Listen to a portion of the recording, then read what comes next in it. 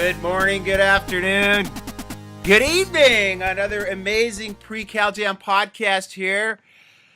And sponsored by our great friends over at Vox Life. Jay Dollywall stepped up to the plate big time this year to sponsor Cal Jam. But I've just made a new friend here in Dr. Zach Bush, all the way from Virginia.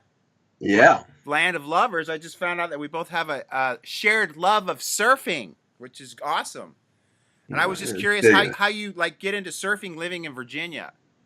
That's a passion project, right? You gotta work your way there. So we've actually got some great surf out in Virginia, the Virginia Beach area, and all that. That's right. Down in Hatteras. So you got some of the biggest waves. You got some great competitions out there. But I actually picked up surfing last year in Hawaii with my girlfriend, and got the bug there. And so just had to get another place in Encinitas, California, by a surf break there, so I can do it more often. So I'm digging it. It's very addictive. I'm telling you what, you won't get anything else done. That's why most surfers usually don't get too far in life. A select few do, okay? That's right. I got far. Now I can surf, I guess. Exactly. You see, you got to play it right. That's kind of the way I've done things, too. I figured if I work really hard and get through college and stuff, because I remember when I was going to college, I didn't surf as much as my friends, and they maybe became better surfers, but at least I got a job now where I can afford to travel a lot, and I just invited Dr. Zach on a big trip to go to Indonesia, but maybe not this year, but maybe coming up in the future. I got to be good enough for that. You can't throw beginner into that. We don't want to bring people back in body bags. That's not usually fun. It's so funny because I'm joking around, but I took my brother once, my brother Tom, who's no longer with us, but I took him to Fiji once, and he was not in shape. And I swear to God, I thought he drowned, seriously, because this set came out of frigging nowhere, and it was like a 20-foot set, and he just got pummeled. And there's nothing you can do, like when somebody's getting frigging drilled. No. And I don't know how we lived through it, to be honest with you, because it was death-defying. I was freaking out, dude. And I kept telling him, dude, you can't sit in there. And he didn't listen to me. All right, let's get to the podcast now, because that's what people are listening for. But they like a little fodder once in a while. So let me ask you this. So you where did you go to school? Yeah, University of Colorado. I did my medical school training there, and then I went to University of Virginia for a couple specialties in medicine. I did internal medicine first, which is hospital-based kind of adult medicine. It's the foundation for everything from cardiology to oncology and renal and everything else. And then I went on to a chief resident year and a year on faculty to teach, and then went back into training again in endocrinology and metabolism, which is the study of hormones and mitochondria and fuel production in the body. And then during that time got my research shifted from kind of neurologic, mental health kind of issues into the environment of cancer. And so I became a tumor basic science expert and was developing chemotherapy compounds there in Western medicine. And in that journey, 17 years in academia, really came to realize that I was chasing down the wrong freaking pipeline. I was going to ask you, you sound like the full-on brainiac, which I know you are, but yeah. So what do you think of the state of medicine right now? It seems like it's either, a lot of you guys jumped ship on the conventional kind of let's drug it and cut it out and not really respect the powers and the innate wisdom of the body.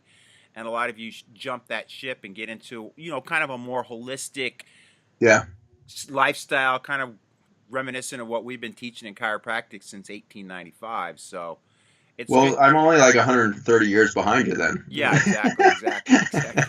Yeah, no, you're exactly right. I mean, the thing that really drives any of us to truth is a separation from our purpose. And the reason I went into medicine was for the purpose of helping humanity around me and becoming part of a machine that would drive knowledge and science towards this thrive state of human beings. I want to see this species rise, man. I want us to freaking come out of the mud that we're in, the pathetic political environment, the pathetic technological environment, the just pollution of the world around us. I want to be part of that shift out of that. And when I was practicing medicine, in the conventional allopathic model, I started to realize after, you treat the same patient for 8 or 10 years with every drug you have in your toolbox, and they just get worse, not better. And you start to realize, man, I just was given completely the wrong freaking toolbox here. Right. And I'm being told by my patients and the whole industry that I'm supposed to be the source of health. Right. And yet I'm totally unequipped. And that just leads to major depression and burnout. Right.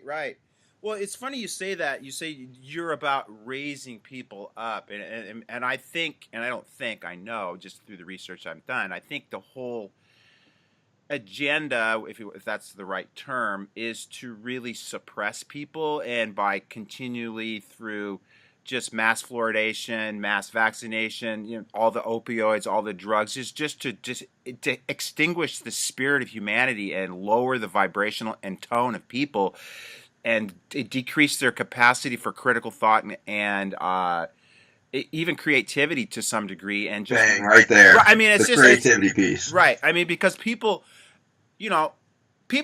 Human beings are an amazing creature, and I know that we're smart enough and that we've got the intuition to get us out of this quagmire that we're in.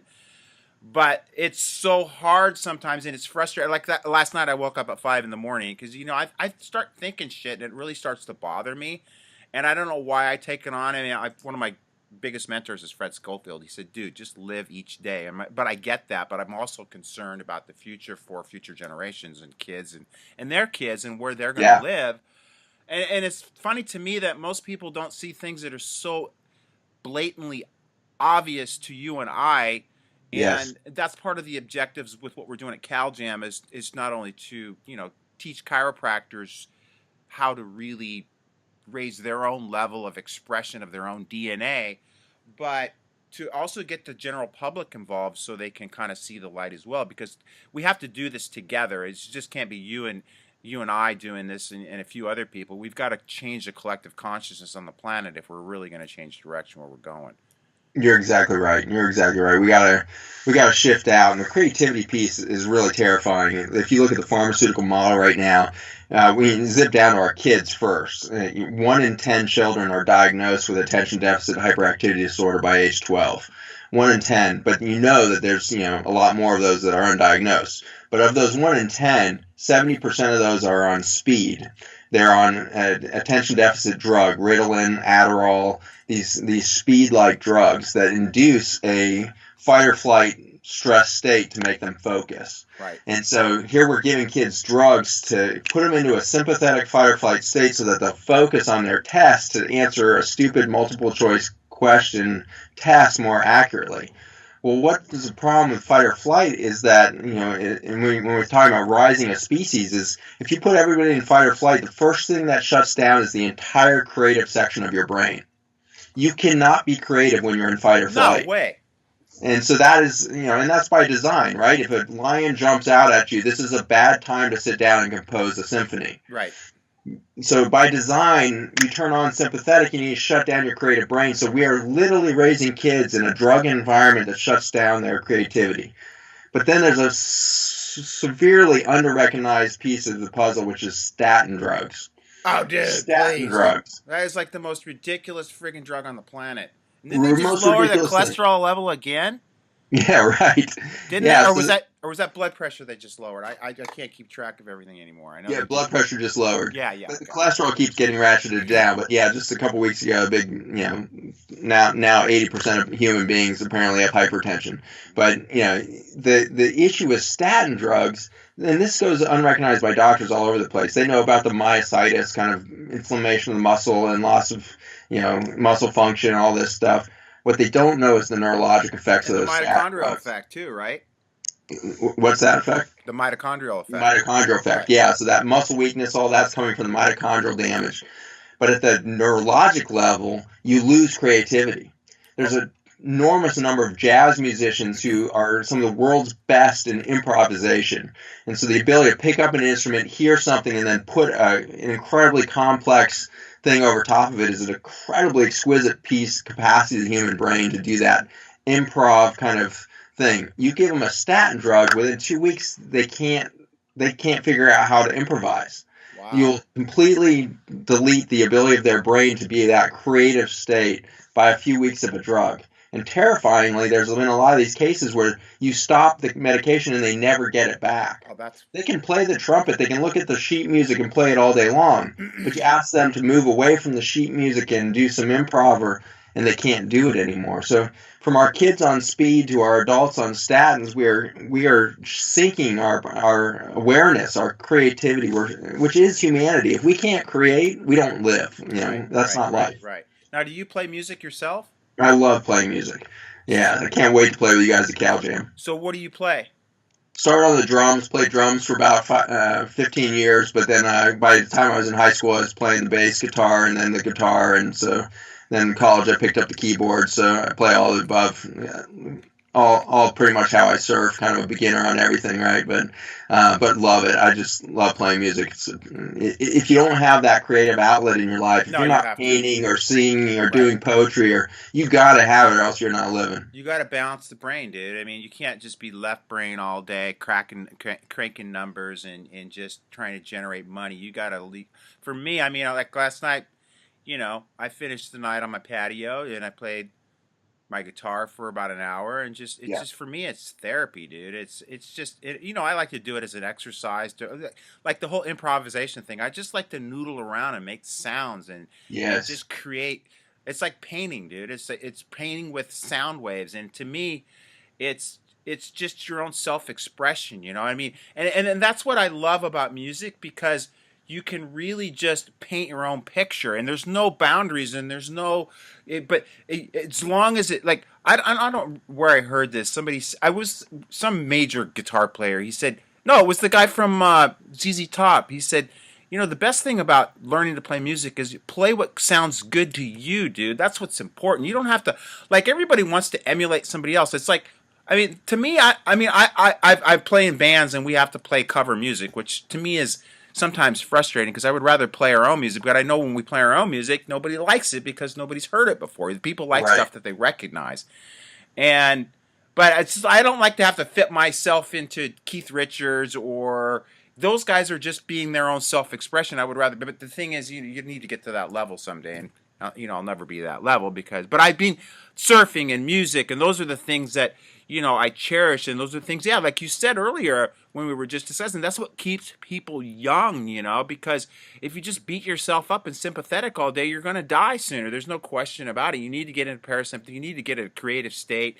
You need to get into Zen states. You need to get to those states to really balance out all the frigging, just everything that's coming at you from a negative side. You need to pump up the positive side and be happy. I mean, I said that last night when I was hanging out with Aaron. I was going, it was just fun to laugh. Laughter to me is one of the best medicines on the planet. It just creates that positive vibe. It creates positive juices in your body, which promotes longevity. And I mean, it's just obvious to me, and the social aspect to me is so important for people. And you see people, like right now, you and I are on screens, which is good, but it'd be more intimate if we were together, we were out surfing somewhere or playing music together. We're having, we're creating our own kind of just vibration. And, I'm glad to see that you are on the same page on so many things. I mean, because I never know what I'm going to get a lot of times when I do these podcasts. You know what I mean? Yeah, you're preaching to the choir here. I love it. Yeah, we were talking about good stuff. You were talking earlier about you were just in Australia then. Yeah, I just was there, got to do some sailing on the Great Barrier Reef. It was the first time I got to see that part of the world, and the on one side it's the most beautiful thing you've ever seen, and on the other side it's the biggest disaster you've ever seen. Because here's the structure of the Great Barrier Reef, this coral jungle that is 100 miles long and has the most incredible biodiversity on the planet. And it's dying at just an extraordinary rate. We're bleaching that coral. Just in the last 10 years, we've lost, an insane amount of that coral. That coral has been developing for millions and millions of years, and just in a single decade, we destroy it. I mean, it's incomprehensible, the insanity of our chemical industries and their impact on, an ecosystem that's irrecoverable. We will not see that coral reef again. It's for me. We were discussing earlier. I travel a lot to tropical environments and surf on, and typically over coral, and most of the places we go to, the coral is all dead. But what people don't understand, I mean, we can just kill shit off and not think about it, but the coral reef is really the foundation of our entire ecosystem, because Yes. that's where, that's where it all starts. You get the plankton dying off, and then there's the small fish and then the big fish, and I mean, we can't just like think that human beings are in our own little bubble and we don't have to be concerned about the whole balance of. It's a very delicate, intricate interconnection between us and the rest of the environment. And a lot of times we think we can just beat the shit out of stuff, and it's not going to affect us in the long run. And it's just, to me, it's terrifying to think where we'll be in 50 years unless we really have a big shift in consciousness and get people. And that's why, lately I've really kind of redirected my focus away from people my age, and really, like, I was talking to a couple kids last night at dinner. I mean, they're probably in their 20s, and they're really excited about, being environmentally active. Yeah. And because, you get guys my age, they don't give a shit about the environment, because I'm going to be around another 20, 40 years, but you got these kids that are 20 that are going to be raising kids, and they understand the ramifications of, just cumulative toxicity, because we just we don't. I don't know if we're in denial, or we just don't see what's so obvious, or we're just comfortable and we're distracted by all the football and sports and sexual harassment thing. I mean, it's always something to keep people, to take their eyes away from what they should be looking at, which happens to be the future of our planet. I mean, we're headed towards our sixth extinction, whether people want to believe it or not. Yeah. Yes. That's exactly right. And I think you're right. I mean, the timeline is so compressed right now. Like, if we don't change everything in the next 16 years, we lose it. It's in 16 years, we'll hit 1 in 3 children with autism. 1 in 3 children with autism. Now, let's pretend there's not another single disease in an epidemic growth, which all of them are. But even if it was just autism, we went from 1 in 5,000 children with autism in 1975 to today, where we're 1 in 43. 1 in 5,000, 1 in 43 to 1 in 3 in just a short 60-year period. That's going to happen. We're already 80% of the way there. And so we are going to see this incredible epidemic march to the point where it's going to take the entire generation of children just to take care of their own. Right. It's going to take two kids to be productive enough to support the health of a highly affected autistic child. And 80% are going to be boys or males with the autistic rate. Yeah, and interestingly, I think we're way underdiagnosing autism in Oh, girls. dude, I say that all the time. Yeah, we are way underdiagnosing it. It's because they look different than the boy with autism. The scary thing is, though, they have the same underlying deficit of a lack of creativity there. You see this thing, but if you can pull them out of there, out of autism, and back towards kind of the gentle spectrum, the early spectrum, I think we can create the most creative minds. Right. I think the autistic brain, as devastating as this epidemic has been, I'm very hopeful that with a little bit of support to their neurologic and gut systems, we're going to see them become the most creative, and they have to be if we're going to survive. Right. And so I really believe that the autistic community is not only our biggest tragedy, they are our greatest gift. And those kids are wired differently if you can support their health. Right. And so you surround them with an integrative team, everything from chiropractic to nutrition to all the pieces of gut health and everything else. We are going to see some of the most creative beings if, and only if, we stop the chemical pharmaceuticalization of this generation of children. Right. But they are going to figure out the solution because they have to. There's such a drive for human survival. It's down at the cellular level. And so we may be at the brink. Any species has that friggin' drive for survival. I mean, there were some spiders down below, and it's like, I was hanging out with a drummer after we got done practicing 2 nights ago, and we were just watching the spiders, and it's just like, you look at every species just trying to, survive, and the humans being the highest level of consciousness, I know we can turn things around. I'm very optimistic, or I wouldn't be doing what I'm doing. So that's right. But what do you think? I know, and I have a good idea. But why do you think we have this huge autism epidemic? So it turns out that the autism epidemic, there's been a few topics like vaccines that have gotten attention and everything else, but the vaccines are simply just a tiny piece of the puzzle. to delete health on this level where we're seeing children 1 in 40 with autism, 1 in 10 with attention deficit, probably 1 in 3 with more minor versions of that spectrum disorder, to get that degree of disease in the population in our children. And then on the flip side of that, see 1 in 2 adults now with cancer. 1 in 2 males has cancer in the United States before they die. And so to see, everything from autism to cancer at this level, we had to do something other than just vaccines. Vaccines can be a trigger for neurologic injury in children. We've seen this, and even the NIH has demonstrated this, but the CDC, of course, classically with the recent Vaxxed expose that's happened with whistleblowers within the CDC, we knew since 2002 that MMR vaccine was a trigger for this injury. But it's only a trigger for an underlying problem that starts in the womb. And that problem is really about the frickin' food that we're growing. Our food fundamentally changed for the first time in human history in 1976.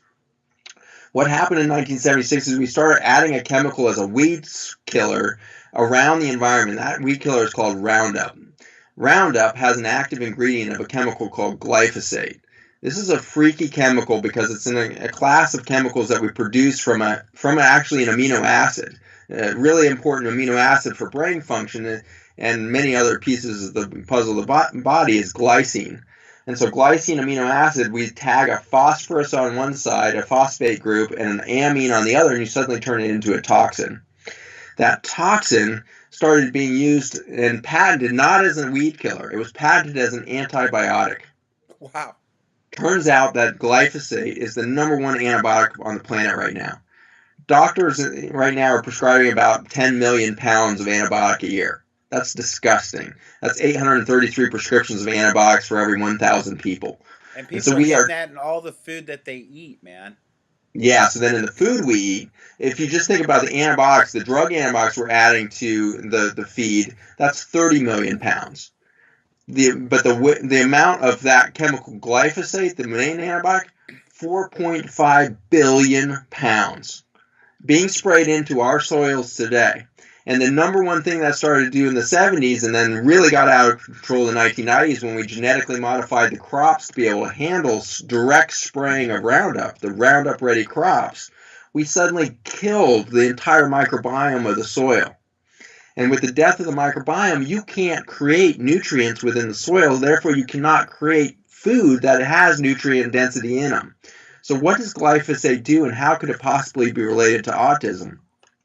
Glyphosate, as this chemical, this organophosphate, it's one freaky thing that I didn't mention about organophosphate of glyphosate is it's water soluble. It goes everywhere in the ecosystem. 75% of the rainfall is contaminated with glyphosate in the U.S. 75% of the air we breathe is contaminated with glyphosate. And then, so the big question is, when are we going to take this friggin' bull by the horns and friggin'? I mean, that's what we've got to do as a human species. I mean, yes. we can't we've got to be a little bit more aggressive with our revolution in a sense, because that's what it's going to take. I mean, the thing is, we've got these corporate entities that really are protected by, I mean, government isn't about protecting the people. It's about protecting the corporate interest. It's about allowing the continual destruction of our environment on the planet that we live on.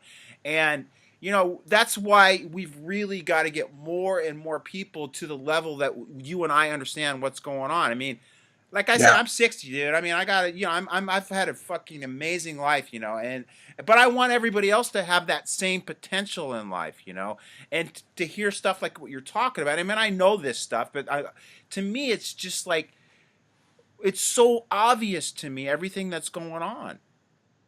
It's painful, but the revolution is so right here. Right. The exciting thing is it's not actually Monsanto that screwed us up. Monsanto produced Roundup, and now it's produced by every single chemical company on the planet because it went off patent in 2007.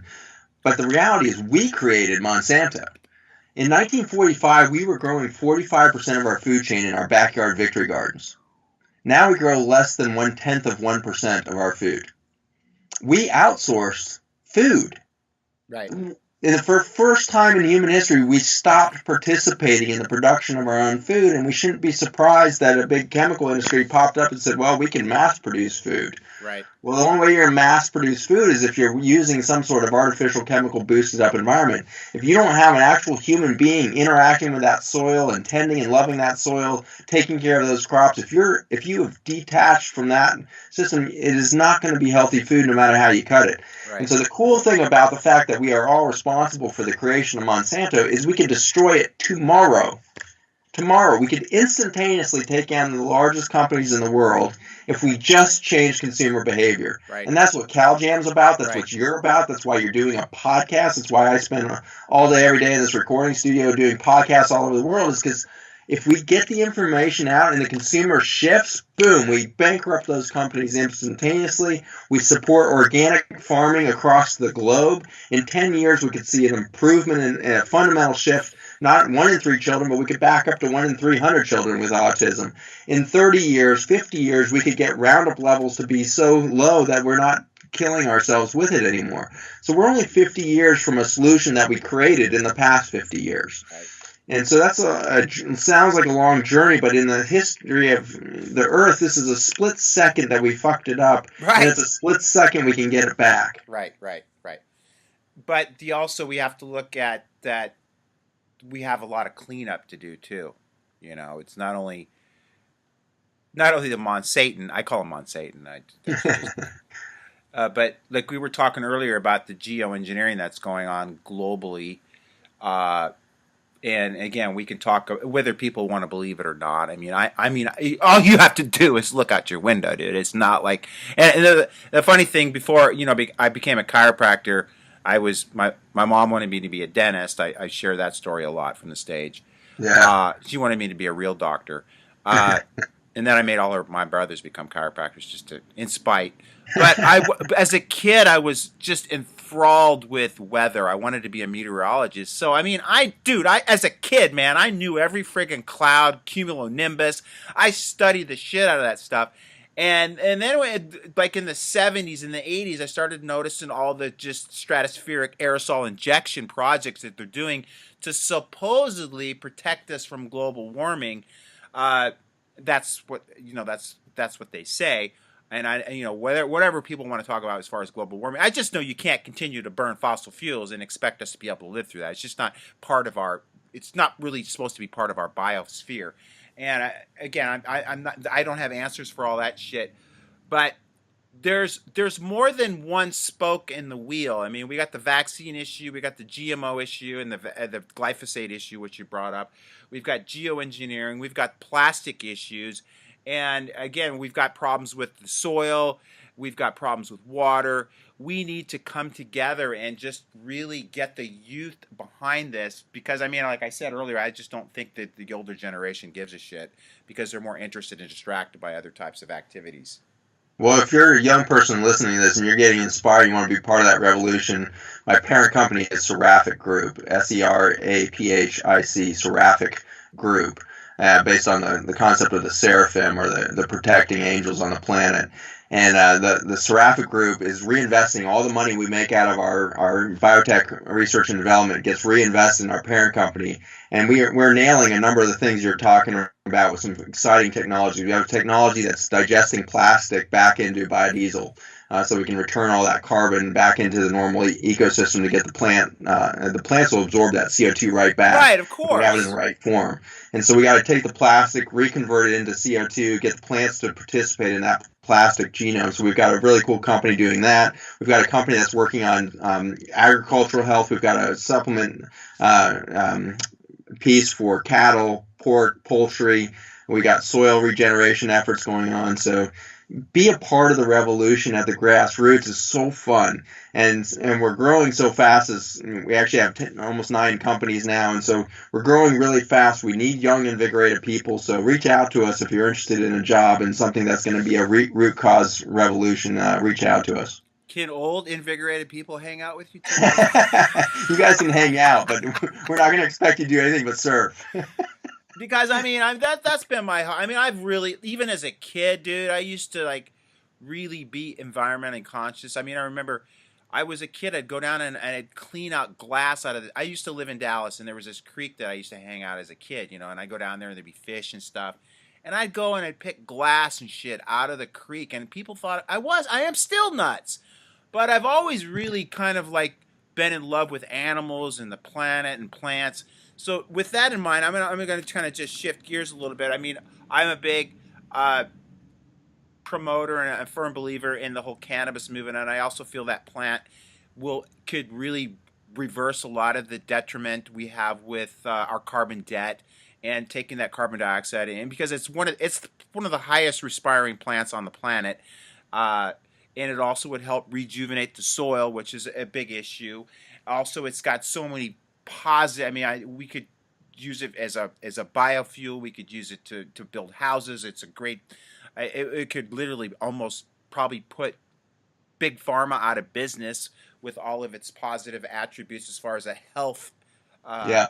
And I don't like to look at it as a treatment. I look at it as to me it's a superfood with just amazing benefits. Like you said, 1 in 2 people have cancer.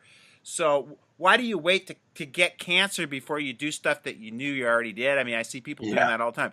Well, my mom has cancer, so now she's going to eat healthy. I'm like, well, why wasn't she eating healthy before she got cancer, And why aren't you starting to eat healthy? Wow. I mean, that's a whole nother issue.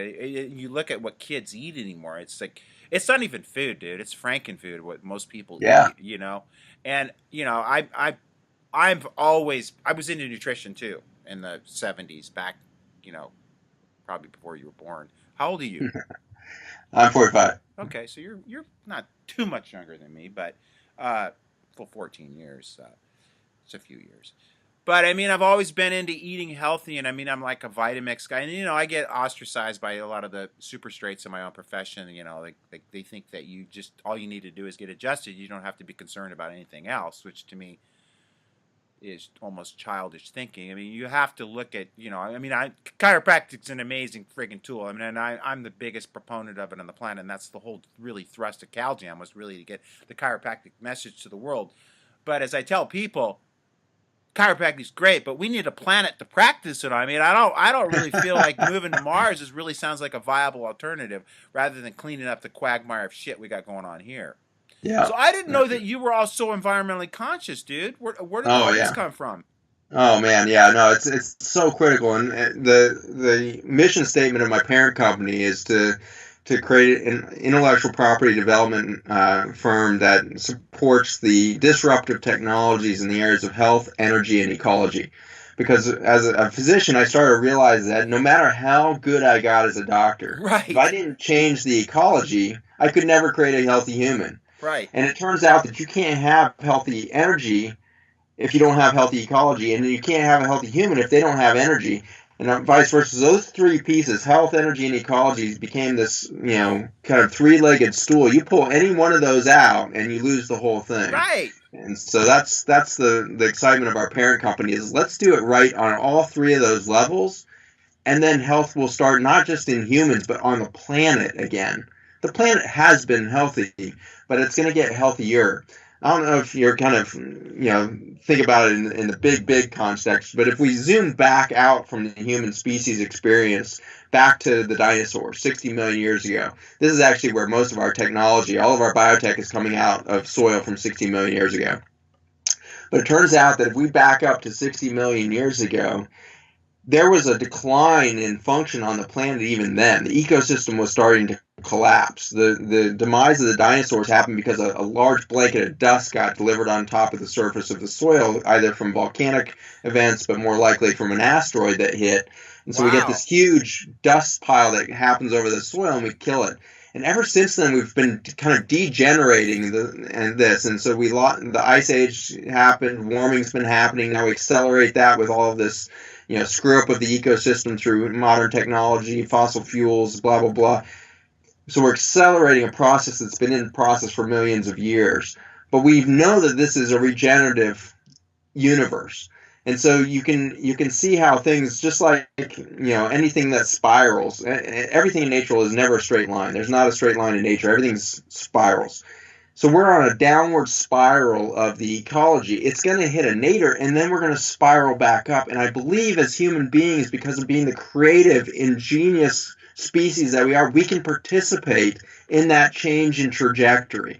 We can stop being the problem, and we can actually become a rebound that's been happening in this decline for 60 million years. We can rebound that, understanding soil science for the first time. We can say, oh my gosh, if we pour our biotech into supporting bacteria and fungi and start to understand what 5 million species of fungi looks like, if that is what we start pouring our energy into, then the healing that can happen, not on human level, on planet Earth level, could be the first time in 60 million years that we see that. Wow. So I was just thinking this while you were talking. I mean, every year we pick a charity that we donate to for the after party, because we had a problem with too many people showing up to the after party, so we started charging $25. Not because I needed $25, I just needed to control a crowd. You know, it was because we had 800 people show up to a room that only held 575 people. So, and there a lot of the times the people were coming to the after party that didn't even go to Cal Jam. That's how good the party is. So in the past, we've donated the money to chiropractic research, but this is something that's really it's something. It's part of my drive, and I was trying to get Kelly Slater, like I was telling you, and Rob Machado both to be involved, because I know they're both really eco sensitive. They're really into protecting the ocean, and I even reached out to both of them, and with the goal of having them be the charity. But if you've got something where you're already doing that, let's talk about donating the money to you, because I mean it's like, people have to understand that we have to start to care. We have to really start to understand the devastation that we're creating. And I mean, most people are in denial, or they're just blatantly I don't want to say stupid, but they just don't understand what is so obvious to you and I. I mean, the first thing I do in the morning is I get up and I look outside to see what's going on in my environment every day, and it just pains me when I look outside and I see the spraying that's going on a continual basis. Yeah. And you don't have to be a rocket science, and you can believe those are contrails all you want, but again, I mean, it's just, I lived before this shit happened. I mean, and you can see it progressively getting worse and worse every year, because people, they get conditioned to seeing it, so it's not so much of a slap in the face. And as it gets progressively worse, it just pains me inside that so many people just walk around with their heads in flexion, glued to their cell phone, with not even any level of consciousness of how their planet's being destroyed. Let me ask you this, and I'm going to go way out on a limb right now. Do you think that there could possibly be any depopulation agenda at work right now? Oh, absolutely. Okay, good. All right. There's no question. I mean, that's actually, that's an academic topic. I mean, people are talking about, we have too many humans on Earth. There's this huge exponential growth of humans over the last, few hundred years. That's an academic argument that's been going on for hundreds of years now. And, I could buy into that if it was just human bodies. Right. But it's not. Right. It's 7 billion human souls. Right. Those souls date back to the beginning of time itself, and they showed up now. Right. They didn't screw up. The souls are not overpopulating the Earth. No. The souls showed up right now. I heard a statistic somewhere, and again, I'm probably going to misquote this or something, but they said if you took every person on planet Earth right now, and you gave them like 2,000 square feet, we could fit all those people in the state of Texas. I'm thinking, shit, that doesn't sound like a lot of people to me. Yeah. I mean, because when I fly, which I do a lot, and you do too, I fly over a lot of friggin' empty land. That's a lot of empty space out there. All the populations in just these little focal areas of high density, and so we get this perception that the planet's overpopulated. And in reality, I think humans are smart enough to figure this one out. I mean, there's a lot of empty space, and again, there's a lot of empty space, and I think we should keep a lot of that empty space, because we have to preserve other species. We can't just come in and to kill everything off, all the coyotes and all, which happens in cities. But we got to, give wildlife a break too. But I mean, I don't think there's a population issue personally. I mean, I think there's just. Well, I don't either. I mean, unless we don't change everything. If we keep living as a completely non-sustainable, energy-sucking, contamination, toxic society, then we passed too many people a long time ago. Right, right. But if we change our relationship to nature, we're nowhere near overpopulated. If we actually were a regenerative species where we produce more clean water than we consumed, we produce more clean energy than we consumed, which we're already doing on small scales. We can do this. We can do this as a species. If we become that species, then it's impossible to overpopulate the Earth because we are better for it. We are the medicine of the Earth, not the disease. Right. That's amazing. Dude, I never knew you were this cool. I had no idea. Seriously. You and I we can hang out, you know? Yeah, I think we get along all right. You're like my new best friend, bro. I love it. So how did you ever kind of see through? I mean, basically, I tell people it's like most people are living in the Matrix. How did you find your way out of the Matrix? Who was your biggest influence in getting you there? Well, I had an awesome group of friends in high school and everything else, and we were a group of total nerds, and I didn't have a date for 19 years of my life and everything else because I was just a totally intolerable nerd. But the beauty of this group of human beings that I was kind of steeped in, my best friends were the same from like age 11 to 30. And so, like, that was an incubator for a bunch of nerds to get together and just do things completely different. So that was kind of my incubation. But during that time, I actually read a book that was one of my favorite guys now. I actually just met him recently. I was speaking at an event, and he spoke right before me. I was like, oh my gosh, your book changed my life. But read the book, Angels Don't Play This Harp. HAARP. Yeah, man. Oh my gosh. So I read that when I was like 19. Now? Huh? And that was the first expose on the radio antenna arrays that were being used to change the jet stream and change weather patterns around the planet and everything else. That was the first one. It was installed up in Alaska, and it covered a square mile of surface area with all these antenna arrays. Now there's over 140 HARP systems that are installed within skyscrapers. You can't even see them now. But they're installed within these buildings. And so we have these radio antenna arrays that are beaming massive amounts of radio energy up into the atmosphere. So that's when I started to develop a little bit of mistrust of the system of like, wait a second, there's no way humans are smart enough to go start creating weather patterns that are going to improve the environment. So that was a crack in the system. But then I dove into that Who was the author again? Oh, man, I wish I had it right at the tip of my tongue. I'll get it for you cool. By the end of the program here. But yeah, Angels Don't Play This Harp. Freaking powerful one. He's reading the rest of his books, too. He's got a recent one on mind control that's being done through technology. And he shows, a lot of the technologies that actually you can read about. Well, I think Mercola is talking about that with the new 5G that's coming out. Yes, exactly. Right. Yeah, so you got Wired magazine. And then you get all the aluminum that contributes to that whole conductivity of all that too, as well, and more control, MK Ultra kind of shit. You know what I'm talking about? Yeah, our behavior is being modified by the electromagnetic frequencies around us. So I can which blame isn't a lot surprising of my because we're electrical beings. It's being modified from outside, then, right? Yeah, that's it. My abnormal behavior, as some people say. Yeah, well, your aberrant behavior is the reason you've survived. Right. It's the reason why you're strong. It's the reason why you're out surfing all your 30-year-old buddies is because you've been an aberrant energy field. Yeah, and also I think that's why CalJam has grown to the extent it has. It's either you love me or you hate me, and I love my haters. Just spell my name right, as I always say. Because I got burned in that whole thing with Science Bitch or Science Babe or whatever her name is, and then Joe Rogan grilled me on his show, and it was just because we're talking about the same stuff we're talking about. People just don't want to face the friggin' dragon. Yeah.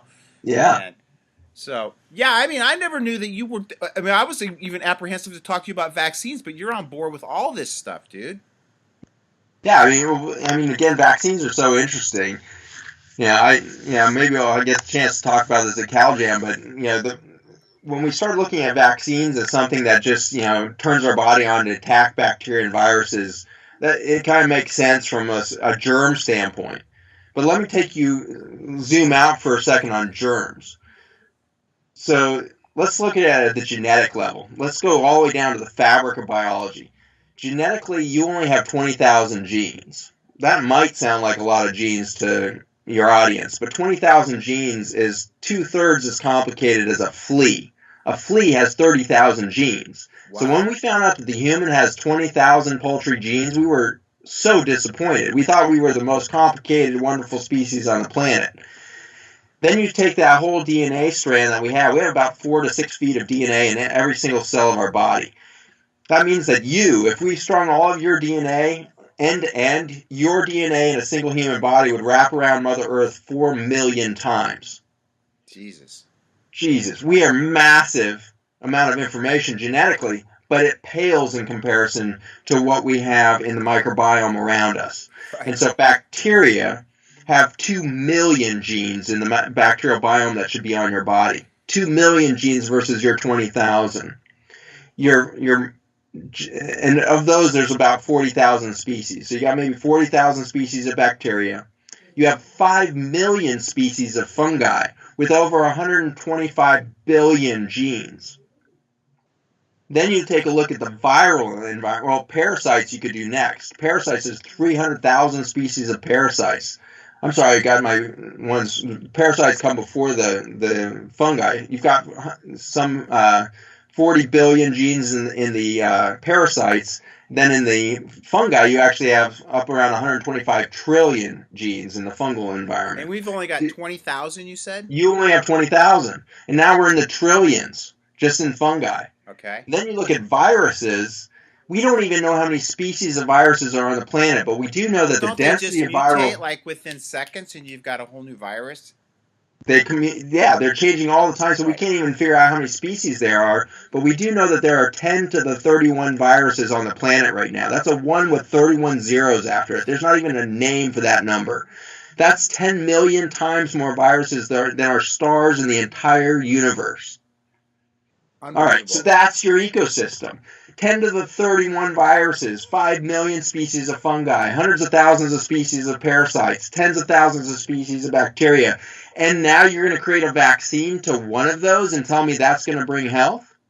There is no way. I know. I say that all the time, bro. And it's like, the Smithsonian magazine just came to me, and they're talking about the next pandemic. The 1918 pandemic flu. And then they're talking about the 2018, pandemic flu. And you read that shit, and it's so convincing how they think, and I can see why people have so much faith in that industry, because it's almost like I almost sometimes felt guilty reading that article, because I really bashed the whole vaccine industry, because I don't think you can inject health in from the outside. It's like you said. To me, there's so many things going on in the healing process that we can't even quantitate or qualify, and we're trying to stick needles in people's arms with a viral strand to try to. It's like, dude, we are so friggin' elementary in the whole process when the body innately knows how to do it. You just need to work with that intelligence by providing it the food it needs, and the creativity and the love and the social aspects and the exercise. And sleep and chiropractic and postural issues, all those things are really where true healing comes from. There's no pill or injection that's going to do that shit, and no. People just need to wake up to that. That's it. And that shift is got to happen right now, because if we don't, we may lose the opportunity. We are extincting so many species of bacteria, fungi, and parasites right now through our chemical farming, through our pharmaceutical industry. They're going extinct. We can't freaking recover that stuff. And so, it is so desperate right now. We're like at the brink. We're like, it's like in the Lord of the Rings or something. Like you're standing at freaking Hell's Gates, and you've got, Mordor in front of you, and there's only 20 people left, and you're like against the masses of evil. It's like that's the state we're in, is we are on the freaking brink. Right. But every good Hollywood movie's already told you the ending is it always works out, because then we band together and say, there may come a day where humans go extinct, but it's not this day. Right. We're going to go out there, and we're going to be the freaking Strider of the world, and we're going to get the people together. All races, creeds, socioeconomic. Let's get together and do it as a community, and in communication, let's shift the frickin' fabric of society. It can happen overnight, and it has to. So let's do it. And that's why I'm glad to be with you, Billy. Yeah, I'm stoked that you're on the program. We're at an hour right now. We could keep talking. Erin, really spoke very highly of you, and she really didn't even, you like blown my expectations. I mean, I usually don't have these in-depth conversations with a lot of people because they're not at this level yet. I mean, for whatever reason, I could talk to people about, a lot of people just have no clue about geoengineering. They feel like, people that I truly respect and big leaders in my profession think that I'm crazy, and then I can talk to you about it, and it's just like we're a kindred spirit on this whole thing. Absolutely. And we could talk about 9/11 or any of that other shit, and they know we would go down the same road because we're awake, dude. We've got the pineal gland is friggin' checking out everything, dude. It knows what's going on, and I don't know what your past is as far as, I mean, you grew up in Colorado, so I know that you think outside of the box to some degree. I mean, but to me, it's just this is just like so blatantly obvious that there needs to be some change, and it's just like, come on, people, put your friggin' phones down, turn your TVs off, and let's band together and let's unite hands and let's collectively change the consciousness and rise up against the evil that is destroying this planet. Not for me, and not for you. It's for people, the kids and their kids and future generations. Like, I don't want to be selfish about this, dude. I mean, I have had the most amazing life experience. I say this all the time. I don't think there's too many people that have ever lived on this planet that have had the life experience that I've had. And I don't want to be selfish, but I mean, and that's because I programmed my life that way. I knew as a kid I wanted to travel the planet surfing, and I didn't want to have to worry about money. And that's one of the things my dad taught me, dude. It's like, dude, if you want something, go work, man. And like we said earlier, work your ass off, but party your ass off later and enjoy life and celebrate the wins. And I've done that. But I want future generations to be able to travel to the Great Barrier Reef or go to Bali and Indonesia and see an ocean that's still full of life and not some dead ocean that has no energy, it's been destroyed by corporate greed and the entities that are just really destroying this planet. And I'm so stoked that you're on board with this shit, because it's like sometimes you just walk out and it's like, why am I the only one that cares, and it gets frustrating, and it's good to see somebody of your high level of intellect and on the same page with me, man. It's exciting. The industry's going to change because the people are going to change. And I had no idea that you had, these alternative businesses that are really directed towards these issues. You're going to love it. We'll bring you out to Virginia sometime. We'll give you the full tour. Well, no, I'm coming down to Encinitas and hanging out with you, whether you like it. I'll do beacons with you. Whether you like it or not. You're in the mafia now, dude. You can't get out. The mafia. I'm in. The Godfather's got me. That's right. You got it. Hey, this was an amazing conversation, and we could probably do another one probably in the near future, because you and I could talk forever, but I know with the attention span of people today, this might be a little long for them. They might have to dissect it up into a couple units. Oh, good. Before you go... This is the greatest chiropractic event on the planet.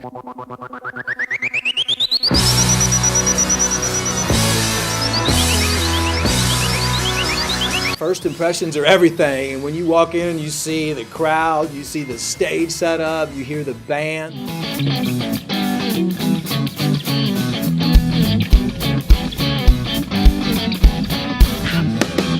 The camaraderie was incredible, impressive, and I really felt like I was connected with my community.